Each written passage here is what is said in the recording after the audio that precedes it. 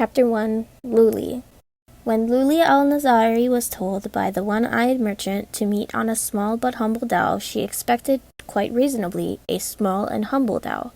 But the dhow was not small, and it was not humble. It was, in fact, quite the opposite. The Aisham was a behemoth of a ship, with full sails, a spacious deck, an impressive assortment of rooms, and a lofty crow's nest. It was, by any measure, a very nice ship. Had she been here as a passenger, she would have enjoyed exploring it. But Loulie was not here as a passenger, she was here as the midnight merchant, an esteemed magic seller, and she had come to meet with a client who was keeping her waiting long past their scheduled meeting time. "I will call for you at the first hour of moonrise," his message had said.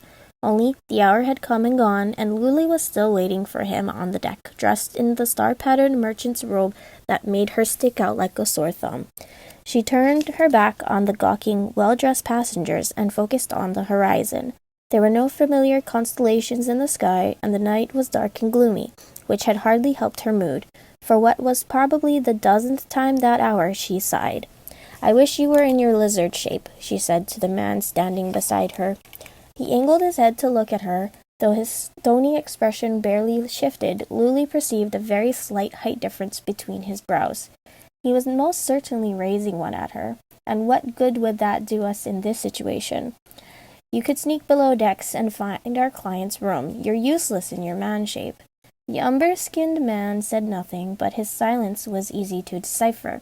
Loulie had known him for 9 years, long enough to understand all his mannerisms and magics. She was no longer surprised by his shape-shifting or by the fire that danced in his eyes when he grew emotional. Right now he was quiet because he knew she would not like what he had to say. "We're offering the man magic," Loulie said. "The least he can do is be on time for a meeting he proposed. Don't think too hard on it. What will be, will be. Sage advice, O mighty Jid," she mumbled beneath her breath. Qadir's lips twitched into a brief smile. He enjoyed toying with her. He was the only one who got away with it. Loulie was considering breaking into the ship's interior when she heard approaching footsteps and turned to see a man in a white thobe. "Midnight merchant," he bowed. "I have been sent by the Rasul al-Jashin to bring you to the designated meeting place." She and Qadir exchanged looks. His deadpan expression said, "I told you not to worry." "It's about time." She gestured Qadir. "This man is my bodyguard. He shall accompany me." The messenger nodded before leading them through crowds of colorfully dressed nobles to an obscure back door on the other side of the ship. He rapped on the door in a specific fashion until it was opened by a burly man who guided them down a dimly lit corridor. At the end of the hallway, the man rapped on a different door in a different pattern. There was the sound of a lock and a key. Then the messenger opened the door and beckoned them inside. Loulie looked at Qadir. "After you," his silence said. She smiled before ducking inside. The first thing she noticed upon her entry was that there were mercenaries, 3 of them, each positioned in a different corner of the small room. Unlike the nobles on the deck wearing brilliant robes, these men were dressed mostly with weapons. Mine filled with images of bloodshed and murder, of her mother waving frantically at an empty jar, telling her to hide, of her father lying in a pool of his own blood. She took a deep, steadying breath and looked to the center of the room, where the merchant dressed in hues of green sat on a cushion behind a low-rising table. True to his title, Rasul al-Jassin had only one muddy brown eye. The other was glassy white orb, half hidden beneath layers of scarred skin. He had a nose that looked as if it had been broken and reset many times, and a forehead that was at once impressive and unfortunate in size. He was vaguely familiar, and Loulie wondered if maybe she'd passed in his stall in the souk before. The merchant's lips parted to reveal a shining smile composed of gold, bronze, and white teeth. "Midnight merchant, what a pleasure to see you in the flesh. I apologize for the late summons. I was entertaining important guests."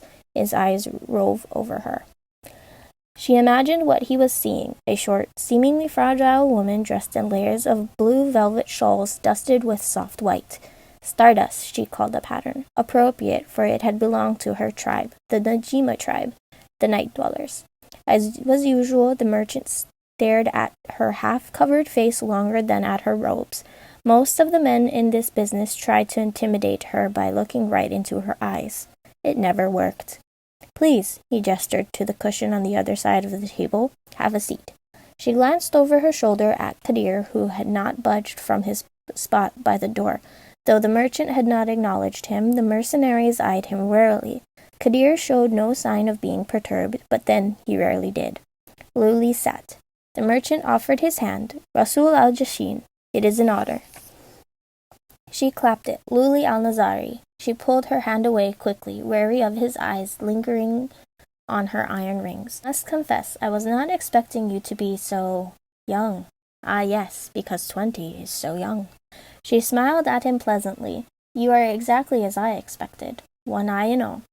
Silence. Then remarkably the merchant started laughing. "That is where I get my title, yes. As you can imagine, it is also the reason I called you here tonight. I assume you have the magic I requested."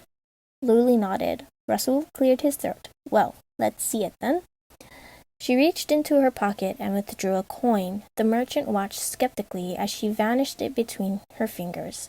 From his side of the table he could not see the face on either side, a jinn warrior on one and a human sultan on the other. Every time the coin reappeared it sported a different face. Human, jinn. Human, jinn. "Must I remind you of our deal?" She held up the coin between pinched fingers. Rasul frowned. "I already paid you in advance." "You paid in advance once. Now you must pay the other half." "I will not pay for a magic I have yet to see with my own eyes." Loulie did her best to ignore the stares of the armed men around her. "Nothing can happen to me. Not while Qadir is here." She shrugged, feigning nonchalance as she reached into her merchant's bag.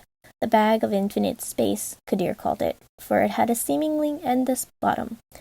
If seeing is believing, she withdrew a vial. It was a small thing, no bigger than one of her fingers. The minute the one-eyed merchant beheld the sparkling liquid inside, he tried to snatch it from her hand. She tucked it away into her sleeve. "I'll take the other half of my payment now. That could be water for all I know. And if it is water, steal your gold back." She gestured to the human weapons lining the room. "That is why they're here, isn't it? To make sure the exchange goes as planned." The merchant pressed his lips together and snapped his fingers. The men set a pouch in Rasul's hands, which he offered to Loulie. She scanned the coins inside, and just to make sure she wasn't being scammed, flipped the two-faced coin. It came down the human side. Truth. She offered him the vial. "Your requested magic, the elixir of revival." The merchant snatched it from her, and Loulie smiled beneath her scarf as he fumbled with the stopper. He was so excited his hands were shaking. If only he realized how easy this magic was to find. Her eyes slid to Qadir. Though his expression was stony as always, she imagined a smug smile on his lips. She recalled the words he'd spoken the day she'd shared Rasul's request with him. "One jinn's blood is a human man's medicine." There was a reason humans called it the elixir of revival. The reason became apparent as the one-eyed merchant blinked the silvery contents of the vial into his eye. Loulie watched as sparkling tears streamed down his cheek, making his skin glow. But while this effect was temporary, something more permanent was happening to the merchant's blind eye. Darkness bloomed in the center of his iris like an ink blot spreading on a scroll. With every blink it spread, growing wider and wider, until the blackness lightened to a dark brown. Medicine, indeed. Soon it was not just the so-called elixir that fell from his eyes, but real tears.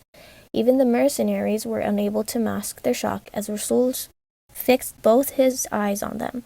"Praise be to the gods," he whispered. Loulie grinned. "Worth the price?" "Such a miracle is priceless," Rasul rubbed at his tear-stained face, carefully avoiding his newly revived eye. "1,000 blessings upon you, Loulie al-Nazari." Loulie dipped her head. "And 1,000 upon you. May I offer you a piece of advice?" Rasul paused to look at her. "I suggest you come up with a new title. One-eyed is a little melodramatic."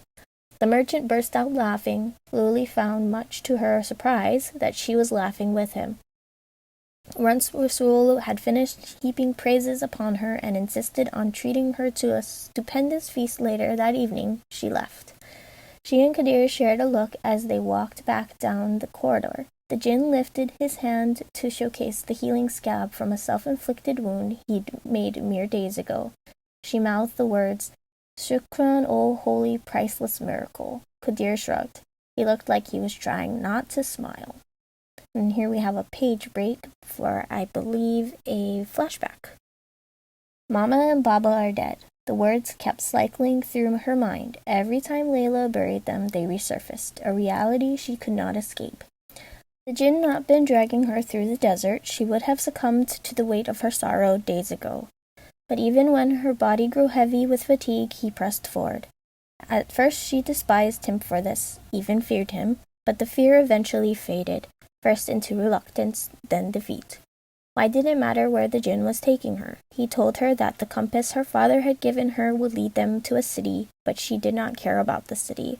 She did not care about anything. Many sunrises later, she collapsed. She wanted to cry, but her chest was too heavy and her eyes too dry. The jinn waited patiently. When she did not rise, he picked her up and set her atop his shoulders. She was forced to hold on to him as he scaled a cliff. That night, after the jinn had started a fire with nothing but a snap of his fingers, he took a coin from his pocket and set it on his palm. Watch! He curled his fingers over the coin. When he next unfurled them, his palm was empty. Layla was intrigued despite herself. When she asked if it was magic, the jinn clenched and unclenched his fingers, and the coin was again on his palm. A trick, he said. Layla looked closely at the coin. It appeared to be a foreign currency, with the face of a human sultan on one side and a jinn wreathed in fire on the other. There are two lands in this world, Qadir said, human and jinn, and so there are two sides to this coin. He made the coin vanish and reappear between his fingers, moving so quickly she could not track the movement. This may be a trick, but the coin itself is magic. It will tell you the real or moral truth of any situation. He set the coin down on Layla's palm. See for yourself. Flip it, and if it comes up on the human side, the answer is yes. If it comes up on the other, the answer is no. Layla would not have believed it was truly magic had the coin been given to her a few days ago. But things had changed. She was no longer so naive. My family is dead, she whispered as she flipped the coin. It came up on the human side. She breathed out and tried again. A jinn saved my life. Human. Tears sprang to her eyes as the coin continued to come up on the human side, confirming her new reality. Truth, truth, truth. I am alone. Her shoulders shook with sobs as she threw the coin into the air. It bounced off her knee and rolled away back to the jinn. For a few moments, Qadir said nothing. Then he silently reached for her hand and set the coin on her palm. Jinn. He curled his fingers around it. Not alone, he said. Not anymore. End of flashback. Loulie was lost in her memories and absently making the two-faced coin vanish between her fingers when she returned to the Aisham's deck the next morning. The crowds from the previous night had dispersed, and the sailors paid her no mind as she wandered past in her plain brown robes. She had traded the scarves obscuring her face for a light shawl, which she wrapped loosely around her head and shoulders to better feel the sun on her cheeks. It was a relief, as always, to doff her merchant apparel and bask in the anonymity of the day after a sail. Also a relief, the familiar hazy shape of Medine in the distance. Loulie smiled at the sight of the city. Qadir, do you see that? The jinn, now in his lizard form and humming softly in her ear, shifted on her shoulder. He made a sound of confirmation. She drew closer to the ship's railings. Even though an orange veil of sand, the sun was bright enough she could make out the tiers of the great desert city of Medine. At the top was the Sultan's palace, made up of beautiful white domed towers and minarets that reached for the sun. It was surrounded on all sides by colorful buildings, stone and wooden constructions, both domed and flat, tall and squat. And somewhere in the midst of those buildings, nestled in a nexus of crooked, winding alleyways, was home. Their home. I wonder how Dahlia is doing. Qadir's voice, made much softer by his smaller forms, was directly in her ear. However she's doing, she'll be much better when we drop by with our rent. Qadir made a clicking sound. She still wasn't sure whether he did it with his teeth or tongue, and said, yes, because our rent is equivalent to all the coins in our bag. I won't give her all of our earnings. The last exchange was for my blood, you know. Loulie suppressed a smile as she looked over her shoulder at the sailors. Though the men were far from graceful, she could not help but think they resembled dancers in the easy way they went about their docking preparations. "Would you like me to keep your blood money, then?" Qadir hissed. "I do not need your human gold." "Ah, what a shame. And here I thought you'd enjoy spending it on wine or women. You know the dealers won't take your commemorative coins." She glanced at the two-faced coin between her fingers. "Loulie." "Hmm?" She slid the coin into her pocket. "I overhear talk of the Sultan." Suppressing a groan, Loulie turned and surveyed the deck. Other than the sailors, she spotted a few scattered groups of people. She walked between them, keeping her expression blank as she eavesdropped. As little interest as she had in the Sultan, she could not afford to ignore the gossip, not when she, a criminal, always tried to avoid his men. But while she was caught, two sailors trading profanity-laden opinions, heard a couple of confessing forbidden love to one another, and was audience to a strange riddle game, she overheard nothing about the Sultan. She had just given up hope when she spotted Rasul al-Jashin speaking with a man wearing the uniform of the Sultan Guard. Loulie quickly glanced away and slowed her pace as she approached them.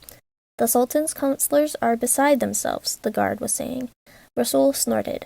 "Why does he not send the High Prince to search for the relic?" The guard glanced in her direction. Loulie grabbed hold of a passing sailor and asked him in her most pleasant voice if he knew where they were docking. The sailor responded, but she was not listening. Not to him, anyway. Could such a treasure really exist?" Rasul said. "The rumors are that the Sultan's late wife brought up the artifact in one of her stories." She thanked the sailor and angled her head to catch Rasul's response. Poor man. Does he truly believe Lady Shafia's stories were true? The guard shrugged. "They have power enough to stop the killings, so perhaps." There was a mournful pause. All desert dwellers knew of the Sultan's wife killings, just as all knew of Shafia, who had stopped them with her stories. She was as much a legend as the tales she told. "His Majesty believes there is something in one of her stories that will help him claim victory over the jinn." "Against the jinn? They are like flies. Surely you cannot kill them all." Rasul's voice died down to a murmur. By the time the wind brought the conversation back to her ears, they were speaking about something else. "But tell me about this miracle," the guard said. "I hear the midnight merchant herself delivered the elixir to you. Do you have any idea how she obtained it?" "None. But I suppose it wouldn't be much of a miracle if we knew the how of it." Rasul laughed. "Regardless, I bless the gods for my good luck. I did not think she would readily accept my request." Qadir sighed in her ear. "Why do humans thank the gods for things they do not do?" "Because they are fools that believe in fate," Loulie said bitterly. "If the gods existed, they had not batted their lashes when her family was murdered."